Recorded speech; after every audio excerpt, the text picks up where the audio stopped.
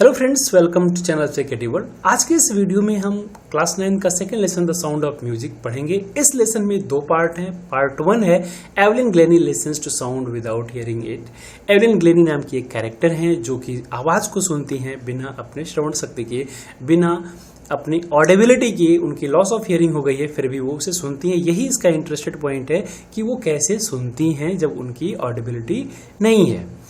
इसकी जो राइटर हैं वो डेबरा कॉली हैं और वो अपने इंडिया में ही उनका बर्थ हुआ था और उनकी एजुकेशन जो है वो टोरंटो कनाडा में हुई थी। ओके, तो हम आते हैं पैराग्राफ फर्स्ट पे। Without wasting time, rush are crowds jostle for position on the underground train platform. Rush are का मतलब होता है जो हमारा ऑफिस का टाइम होता है, स्कूल का टाइम होता है। ये जो टाइम होते हैं जाने का और आने का, रिटर्निंग का, दोनों का ये बहुत ही रश आर इनको बोलते हैं। इसमें बहुत भीड़ निकलती है, तो बहुत भीड़ भाड़ वाला जो समय था वो भीड़ भाड़ जॉसल फॉर पोजीशन, वो जो अंडरग्राउंड ट्रेन प्लेटफॉर्म था उस पे जो है ट्रेन में अपनी पोजीशन लेने के लिए, अपना स्थान लेने के लिए खूब धक्का मुक्की हो रही थी। लोग खूब इधर उधर कर रहे थे, भीड़ इधर उधर बढ़ रही थी। Okay, a slight girl looking younger than her 17 years was nervous yet excited as she felt the vibrations of the approaching train। एक जो है 17 साल की लड़की है जो अपने उम्र से भी वह कम की लग रही है। वो थोड़ी नर्वस है, लेकिन जैसे ही वह ट्रेन के वाइब्रेशन, कंपन को जैसे फील करती है, महसूस करती है, वैसे ही वो आने को, जैसे ट्रेन आ रही है उसके अप्रोचिंग का मतलब यहाँ आने से है, उसके कंपन को जैसे ही आती हुई महसूस कर रही है, वो वैसे ही एक्साइटेड हो जाती है कि उसकी ट्रेन आ रही है। It was her first day at the prestigious Royal Academy of Music in London and daunting enough for any teenager fresh from a Scottish farm.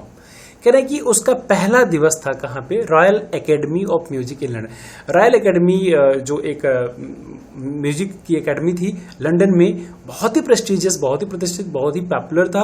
वहां पे उसको जाना था, उसका पहला दिन था। डॉन्टिंग एनफ, इससे उसे पहले दिन के अंदर डर भी लग रही थी, और वो चूंकि स्कॉटलैंड से आई थी, तो थोड़ा सा उसके लिए एक डरावना ये पल था। But this aspiring musician faced a bigger challenge than most.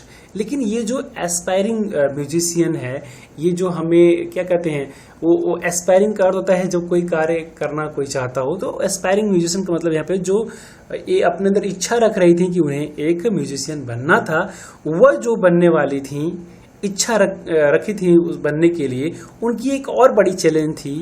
वो क्या थी? देन मोस्ट, और भी ज्यादा थी। She was profoundly def. सबसे बड़ी थी कि वो बहुत ही बैडली डेफ थी, वो एकदम बहरी थी, बिल्कुल सुनने में अक्षम थी। ओके, नेक्स्ट पैराग्राफ पे आते हैं।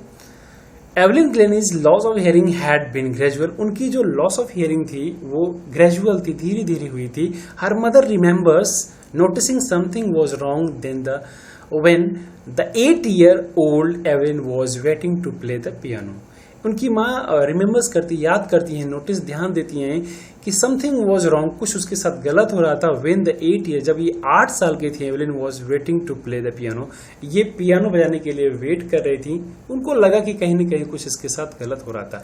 They called her name and she didn't move. उन्होंने उनके नाम को बुलाया, एवलिन को, लेकिन वो मूव नहीं की, कोई मूवमेंट नहीं हुआ। I suddenly realise she hadn't heard. इनको लगा कि she is Isabel Glennie. Isabel Glennie इनके माँ का नाम है। इजाबेल कहती हैं कि इन्हें तुरंत लगा कि वह सुनी नहीं।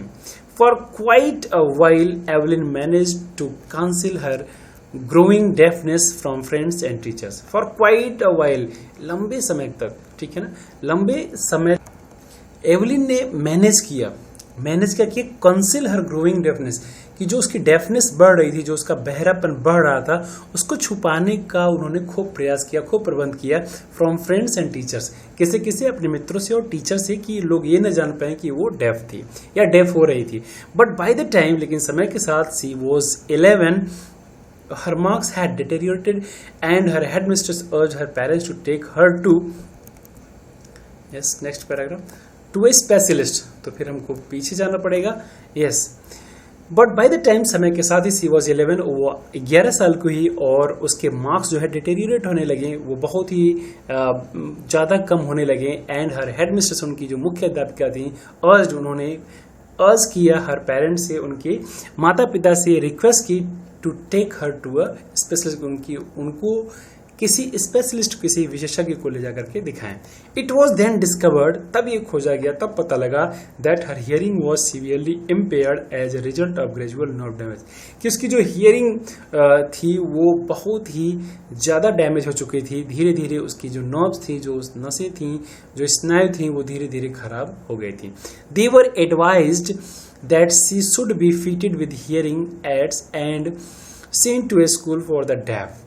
उनको एडवाइस किया गया, उनको सलाह दी गई कि उसको एक हियरिंग एड लगाया जाएगा उसके कान में, और उसे जो है जो मूक बधिर का विद्यालय होता है, डेफ के लिए जो स्कूल होता है, वहां पे भेजा जाएगा। Everything suddenly looked black says Evelyn. Evelyn कहती हैं कि सब कुछ उनके सामने बिल्कुल अंधेरा हो गया। जब उन्होंने सुना तो सब कुछ उनके सामने अंधेरा हो गया, काला हो गया, मतलब वो समझने में अक्षम थी। तो थर्ड पैराग्राफ में, but Evelyn was not going to give up, लेकिन वो गिव अप नहीं करने वाली थी, छोड़ने वाली नहीं थी। She was determined to lead a normal life and pursue her interest in music. उसने निश्चय कर लिया, दृढ़ निश्चय कर लिया कि वह एक सामान्य जीवन जिएगी और उसका जो इंटरेस्ट म्यूजिक में था उसे वह जरूर प्राप्त करेगी, उसके लिए वो कार्य करेगी। One day she noticed a girl playing a xylophone and decided that she wanted to play it too. एक दिन उसने देखा कि एक लड़की जो है जाइलोफोन बजा रही थी और उसने भी निर्णय लिया कि वो भी बजाएगी। जाइलोफोन क्या होता है, वो वेरियस लेंथ की जो है वुडन वो लगाया जाता है, जिसपे कि हम जैसे ही उसे ड्रा करते हैं डिफरेंट वॉइस क्रिएट होती है। यहाँ देख सकते हैं जाइलोफोन है। Okay, most of the teachers discouraged her, but percussionist Ron Forbes spotted her potential. बहुत सारे टीचर उसको डिस्करेज किए, हतोत्साहित किए, उसके जो क्या कहते हैं, उसका मोरल को डाउन किया कि वो नहीं कर सकती थी। लेकिन एक परक्यूशनिस्ट थे, इसका अर्थ होता है जो तबला और ड्रम बजाते हैं, ढोलक बजाते हैं, उनका नाम था रॉन फोर्ब्स। उन्होंने स्पॉट कर लिया, तुरंत पहचान लिया हर पोटेंशियल, उसकी क्षमता को, उसकी शक्ति को पहचान लिया। He began by tuning 2 large drums to different notes. उन्होंने क्या किया, शुरू कर दिया, बिगिन बाय ट्यूनिंग, 2 बड़े बड़े ड्रम लिए और उस पर जो है डिफरेंट नोट्स का मतलब ताल होता है, नोट्स का मतलब यहाँ पे धुन या ताल होती है। Don't listen through your ears he would say, try to sense it some other way. Says Evelyn कहती हैं, बताती हैं इस नोट की कि वो ऐसा कहे होंगे कि अपने कान से मत सुनो, क्योंकि सुनने रही से पता नहीं था, कान से मत सुनो, बल्कि इसे दूसरी तरह से सेंस करने का, समझने का प्रयास करो। Suddenly, I realized I could feel the higher drum from the waist up and the lower one from the waist down. अचानक ही कहते हैं कि महसूस की कि जो हायर ड्रम था, जो बड़ी वाली जो ढोल थी, वह वेस्ट से ऊपर फील हो रही थी और जो छोटी वाली ढोल थी वो कमर से नीचे फील हो रही थी। Forbes repeated the exercise. Forbes जो थे परक्यूशनिस्ट है, उन्होंने एक्सरसाइज को रिपीट किया and soon Evelyn discovered that she could sense certain notes in different parts of her body. और जल्द ही एवलिन ये समझ गई, उन्होंने अपने आप को ये अंदाजा लगा लिया, खोज लिया कि उनकी बॉडी जो है या उनकी जो समझ है, कुड सेंस, वो समझ सकती हैं सर्टेन नोट्स, कई प्रकार के जो है नोट्स, धुन, ताल, वो अपने डिफरेंट पार्ट्स ऑफ बॉडी, अपने शरीर के भिन्न भिन्न अंगों पे वो उसे समझ सकती थी। उनको लग गया। I had learn to open my mind and body to sounds and vibrations. उसने कहा कि उसे अपने ओपन माई माइंड, अपने दिमाग को, बॉडी को, सबको खोलना पड़ेगा वाइब्रेशंस के लिए, आवाज और उस कंपन के लिए। The rest was sheer determination and hard. और जो बचा हुआ कार्य था वो इनके कठिन परिश्रम और संकल्प पर निर्भर था। इस तरह से ये थर्ड पैराग्राफ हो गया है। थोड़ी वीडियो बड़ी हो सकती है क्योंकि ऑलरेडी इस लेसन में 2 पार्ट हैं, तो ज़्यादा पार्ट नहीं किया जाता है। तो देखते हैं, आप जो है थोड़ा धैर्य के साथ वीडियो को देखिएगा क्योंकि आपको पढ़ना है। नेक्स्ट 4th है, she never looked back from that point onwards. उस समय से वो कभी पीछे मुड़ के नहीं देखी। She toured the United Kingdom with a youth orchestra and by the time she was 16। वह यूनाइटेड किंगडम, यूके गई, जो है टूर पे गई, ऑर्केस्ट्रा का जो उनका बैंड था, जब वह 16 साल की थी। She had decided to make music her life. उन्होंने ये डिसाइड कर लिया था कि उनके जीवन में केवल म्यूजिक ही होगा, म्यूजिक के साथ रहेंगे, म्यूजिक में अपना करियर बनाएंगे। She auditioned for the Royal Academy of Music and scored one of the highest marks in the history of the academy. उन्होंने ऑडिशन दिया रॉयल एकेडमी ऑफ म्यूजिक में, ऑडिशन दिया। ऑडिशन का अर्थ होता है जब ये एक मतलब एग्जामिन किया जाता है कि आप किसी भी कैरेक्टर के लिए, किसी भी प्ले के लिए, किसी म्यूजिक के लिए आपके अंदर पर्याप्त वो टैलेंट है कि नहीं। तो जब उन्होंने ऑडिशन दिया तो उन्होंने इतना मार्क्स गेन किया कि वहाँ की हिस्ट्री में उनके इतना कोई मार्क्स गेन नहीं किया था। She gradually move from orchestral work to solo performance. और धीरे धीरे वो ऑर्केस्ट्रा से हट करके वो सोलो अकेले परफॉर्म करने लगी, वो अकेले ही अपने को उतार ली पब्लिक में या परफॉर्म करने लगी। At the end of her 3 year course, और 3 साल के अंत में she had captured most of the top awards. उन्होंने बहुत सारे जो है टॉप अवार्ड्स को ले लिया था, उन्हें मिल गया था या उन्हें दिया गया था। इस तरह से 4th पैराग्राफ भी कंप्लीट हो गया। And for all this Evelyn won't accept any hint of heroic achievement. और इन सब के लिए एवलिन कोई ऐसा नहीं कह रही हैं कि वो बहुत ही हेरोइकली जो है वो इन सारी उपलब्धियों को प्राप्त कर ली, वो मतलब उस पर बहुत अपने को प्रेज नहीं लेना चाहती हैं, बल्कि क्या कहती हैं, if you work hard and know where you are going, कि यदि आप कठिन परिश्रम करते हैं और आपको पता है कि आपको कहाँ जाना है, कहाँ जा रहे हैं, यू विल गेट देयर, तो निश्चित रूप से आप वहाँ पहुँच जाएंगे। आप अपना लक्ष्य जानिए, आप कार्य करते रहिए, आप जरूर पहुँच जाएंगे, ऐसा वो कह रही है, उनका कोट है। And she got right to the top the world's most sought after multi percussionist with the mastery of some 1000 instruments. देखिए, और वो क्या कह रहे हैं कि वो वर्ल्ड के टॉप, संसार के जो है सबसे शिखर पे पहुंच गई, और उन्हें लगभग जो है सम 1000 इंस्ट्रूमेंट्स, वो लगभग हजारों जो है वादनों का जो है पूर्ण उनको ज्ञान था। और वो क्या कर रही है, परकशनिस्ट विद मास्टरी, उनका परकशनिस्ट विशेष रूप से वो ढोलक और तबला में है, जिसकी बहुत ही मांग थी।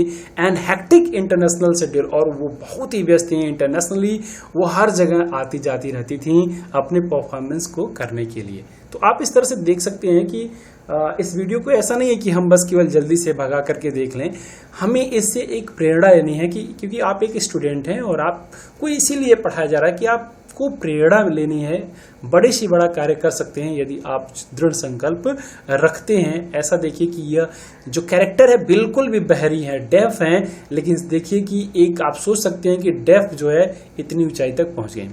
It is intriguing to watch Evelyn function so effortlessly without hearing.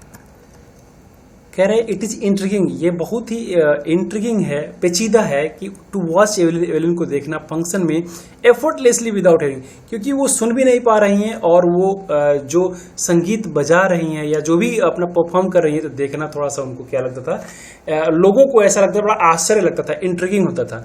इससे पहले वाले पैराग्राफ में ये जो शॉर्ट आफ्टर है, शॉर्ट आफ्टर मतलब जिसकी बहुत मांग हो, हाँ, जिसके बारे में बहुत जो है ऑडियंस उसके बहुत ज़्यादा हो, उसे शॉर्ट आफ्टर कहते हैं।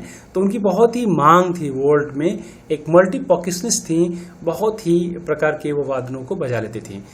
इन are to are discussion she never missed a word. एक ये कह रहे हैं कि इनकी 2 घंटे की बातचीत में वो एक भी वर्ड नहीं मिस की। क्या? Men with bushy beards give me trouble, she laughed. वो हंसती हैं और कहती हैं कि ऐसे व्यक्ति जिनकी दाढ़ियां थी उन्हें क्या करती हैं, उनको परेशानी होती थी। जो दाढ़ी वाले होते थे, जिनकी दाढ़ियां बड़ी होती थी, तो उनको जब वो उनके साथ परफॉर्म करती थी तो उन्हें मुश्किल होती थी। इट इज आगे देखा क्या है, अब यहाँ देखिए आप एवलिन को देख सकते हैं, ये जाइलोफोन पे काम कर रही हैं, देखिए उसे बजा रही हैं, या पियानो है। Yes, not just watching the lips, क्योंकि उनकी लिप्स नहीं दिखते थे, इट्स द होल फेस। ऐसा नहीं कि केवल उनके होठ नहीं दिख रहे हैं इसलिए वो परेशान होती थी, बल्कि उनका पूरा का पूरा चेहरा नहीं दिखता था। स्पेशली द आईज, और सबसे मुख्य उसमें आंखें होती हैं। आंखें अगर दिखती हैं तो वो कह रहे हैं कि आंखों से ही समझ जाती थी कि कौन से धुन ताल निकल रहे हैं। She speaks flawlessly with a Scottish lilt, वो जो स्कॉटिश बोली जाती है, स्कॉटलैंड की जो भाषा बोली जाती है, उसे बिना गलती के वो बोले रही हैं, कोई इसमें गलती नहीं। जो भी उनकी बोलने का मैनर है उसमें वो बिल्कुल प्रवेश हैं। My speech is clear because I could hear till I was 11। वो कह रही कि उनकी स्पीच इसलिए क्लियर थी क्योंकि वो 11 साल तक सुना करती थी या सुन सकती थी। सी वो कहती हैं but that doesn't explain how she manage to learn French and master basic Japanese. लेकिन ये एक्सप्लेन नहीं होता है कि उन्होंने जैपनीज और फ्रेंच कैसे सीखा, क्योंकि फ्रेंच जैपनीज उन्होंने क्या अपने बहरेपन के बाद सीखा। तो इस तरह से समझ सकते हैं कि वो किस प्रकार से अपने हार्ड वर्क से चीज़ों को आसान कर दें। 7th पैराग्राफ में आते हैं। As for music she explains, वो कहती हैं कि म्यूजिक की जहाँ तक बात है वो बताती हैं it pours in through every part of my body. ये तो उनके शरीर के हर अंग में है, हर अंग में प्रवेश करता है, कहीं भी बसता नहीं है। It pours in through every part of my body, हर जगह उनके बॉडी में संगीत जाता है। It tingles in the skin, my cheek bones and even in my hair. कह रहे हैं कि इट टिंगल्स का मतलब होता है सेंसेशन का मतलब सनसनी। इन द स्किन, उनकी स्किन में, उनके त्वचा में जो है सनसनी होती थी। माई चिक बोन्स, कहाँ जो गाल की हड्डी है, and even in my hair, वो अपने बालों में भी जो है उनको सनसनी होती थी, उन्हें सेंसेशन होता था। कहने का अर्थ क्या है कि हेयर जो होता है वो लाइफलेस माना जाता है, फिर भी देखिए उनका कितना जो है सेंसिटिविटी है उनके पास। When she plays the xylophone, जब वो जाइलोफोन बजाती हैं, she can sense the sound of passing of the stick into her finger. तो जाइलोफोन जब बजाती हैं तो जो वेब है वो उनके फिंगर टिप्स, जो पोर हैं, उस छड़ी से जब जो भी उनका स्टिक है, स्टिक से जो है आवाजें उनके पोरों से, उंगली के पोरों से आकर के टच होती हैं या फील होती हैं। By leaning against the drum she can feel the resonance flowing into her body. By leaning against, जब वो ड्रम के अगेंस्ट मतलब झुकी होती हैं, उसे बजाती हैं, तो उसका जो रेजोनेंस है, जो उसका कंपन है, वो अपने बॉडी में क्या करती हैं, महसूस करती हैं, कर सकती थी। On a wooden platform, she removes her shoes so that the vibrations pass through her bare feet and up her legs. और जो वुडन प्लेटफॉर्म होता था, जहाँ लकड़ी का मंच होता था, वहाँ पे अपने शूज को उतार दिया करती थी, जिससे कि वाइब्रेशंस उनके शरीर में, उनके पैरों के रास्ते जाए, पैरों के रास्ते उनके शरीर में वाइब्रेशंस प्रवेश करे। इस तरह से next 8th paragraph. Not surprisingly, कह रहे हैं कि कोई इसमें आश्चर्य नहीं है। एवलिन डिलाइट्स हर ऑडियंसेस, एवलिन अपने ऑडियंस को बहुत ही प्रसन्नता देती थी, बहुत लोग आनंद लेते थे। In 1991 she was presented with the Royal Philharmonic Society's prestigious soloist of the year award. 1991 में वो जो है रॉयल के जो फिल्हार्मोनिक सोसाइटी है, उसकी जो प्रतिष्ठित सोलोइस्ट है, अकेले जो हम परफॉर्म करते थे, मतलब अकेले उन्होंने जो परफॉर्म किया था, उस साल का अकेले के परफॉर्म करने वाला उन्हें अवार्ड मिलता है, सोलो अवार्ड मिलता है 1991 में। सेज मास्टर पर्कशनिस्ट जेम्स ब्लेड्स, जो मास्टर पर्कशनिस्ट जेम्स ब्लेड्स हैं, वो क्या कहते हैं, जरा देखिए, उनके बारे में कोट करते हैं। God may have taken her hearing, God ने तो उनकी हियरिंग को ले ली, बट ही हैज गिवन, लेकिन उनको प्रदान किया गया है, her back something extra ordinary, उन्हें उसके बदले में, लॉस ऑफ हियरिंग के बदले कुछ असाधारण चीज़ों को उन्हें प्रदान की गई है भगवान के द्वारा।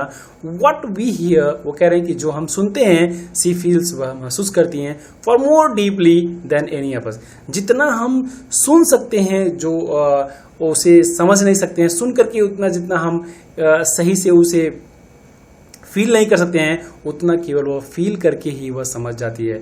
अर्थात कहने का ये है कि वह सुन करके ज़्यादा अच्छा कर लेती है, महसूस करके ज़्यादा अच्छा कर लेती है, और हम सुन करके भी उतना अच्छा नहीं कर पाते हैं, ऐसा उनके मास्टर जो है जेम्स ब्लेड्स कह रहे हैं। दैट इज़ वाई, यही कारण है, सी एक्सप्रेसेस म्यूजिक सो ब्यूटीफुली, यही कारण है कि वह म्यूजिक को बहुत अच्छे ढंग से प्रस्तुत करती हैं।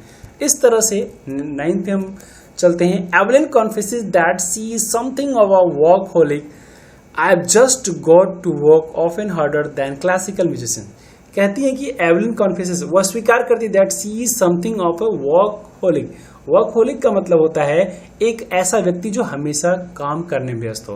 वो कहते हैं कि वो हमेशा काम करने का उनका जो है, एक कहते हैं ना एडिक्शन है, नशा है। I just got to work. उन्होंने क्या किया, केवल अपने जीवन में work often harder than classical, इतना मेहनत किया कि जो क्लासिकल म्यूजिशियन होते हैं, जो पारंपरिक जो होते हैं, उनसे भी ज़्यादा मेहनत उन्होंने किया। But the rewards are enormous, लेकिन उनके रिवॉर्ड भी बहुत ही थे, बहुत ज़्यादा उन्होंने पुरस्कार पाए, एनॉर्मस, असंख्य थे। Apart from the regular concerts, वह अपने रेगुलर जो कंसर्ट थे, जो संगीत में, जो संगीतालय में जाती थी, उसके अलावा Evelyn also gives free concerts in prison and hospital. वह जो प्रिजन्स, कैदियों के लिए और हॉस्पिटल में रोगियों के लिए भी जो है फ्री कंसर्ट जो है संगीत सभाओं का आयोजन करती थी। She also gives high priority to classes for young musicians, और जो यंग म्यूजिशियंस होते थे, जो युवा हुआ करते थे, उनको भी वह प्रायोरिटी दिया करती थी।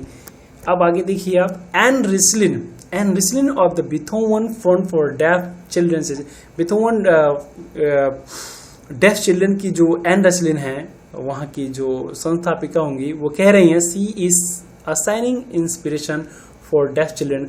वह जो है डेफ चिल्ड्रन के लिए एक चमकती हुई जो है प्रेरणा है। They see that there is nowhere that they can not go. वो ये देखते हैं कि कोई भी ऐसी जगह नहीं है या कोई भी ऐसी चीज है जो वो प्राप्त नहीं कर सकते हैं। Next and the last paragraph, I think, yes, Evelyn Glennie has already accomplished more than most people twice her age। Evelyn Glennie ने ऑलरेडी अकॉम्प्लिश किया, बहुत कुछ अपने जीवन में प्राप्त किया, more than most people twice her age. उनकी उम्र के जो दूना उम्र के थे, दुगने के थे, डबल के थे, उनसे भी ज़्यादा उन्होंने अपने जीवन में उपलब्धियों को प्राप्त किया। She has brought percussion to the front of the orchestra. उन्होंने पर्क्यूशन को, जो वाद्य यंत्र थे, उनको जो है ऑर्केस्ट्रा में सबसे आगे का स्थान दिलाया, पहले नहीं स्थान होता था। And demonstrated that it can be very moving, और उन्होंने ये भी दिखा दिया कि ये बहुत ही प्रभावशाली हो सकता था। She has given inspiration to those who are handicapped. उन्होंने प्रेरणा दी हैंडीकैप लोगों के लिए, विकलांग लोगों के लिए। People who look to her and say, ऐसे विकलांग लोग उन्हें देखते थे और कहा करते थे, क्या if she can do it, यदि वह कर सकती है, आई कैन, तो वह भी कर सकते हैं। मतलब जितने भी और रेस्ट ऑफ हैंडीकैप्ड हैं वो भी कर सकते हैं। एंड नॉट द लिस्ट, और केवल जो है उन्हीं के लिए नहीं, she has given enormous pleasure to millions. उन्होंने लाखों लोगों का मनोरंजन किया। एंड नॉट द लिस्ट, मतलब सबसे बड़ी बात यह है कि इसके अलावा, अपार्ट फ्रॉम इट, उन्होंने लाखों लोगों का मनोरंजन किया। आई होप आपको ये वीडियो पसंद आई हो। वीडियो थोड़ी बड़ी हो गई, लेकिन चूंकि 2 पार्ट है लेसन में, तो हम ज़्यादा छोटा नहीं कर सकते, कई पार्ट नहीं बना सकते हैं। आप इसे देखिए, समझिए। आपको अगर अच्छा लगे तो लाइक करें, शेयर करें एंड सब्सक्राइब करें अगर आप चैनल पे नए हैं। Thank you all of you. Keep watching and keep learning.